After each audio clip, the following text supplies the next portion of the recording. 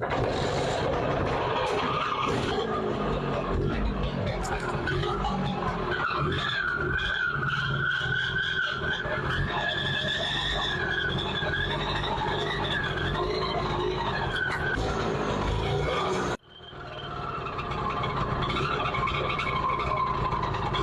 Rickshaw ನಾನು ವಿಟ್ಲ ಸಮೀಪದ ಉಕ್ಕುಡ ಅನ್ನುವಲ್ಲಿನ ನಾನು ಒಬ್ಬರು ಬಿಡಿ ಕಾಂಟ್ರಾಕ್ಟರ್ ಇದ್ರು, ಅವರ ಕೈಯಿಂದ ನಾನು ಈ ರಿಕ್ಷಾವನ್ನು ಪರ್ಚೇಸ್ ಮಾಡಿದ್ದೇನೆ.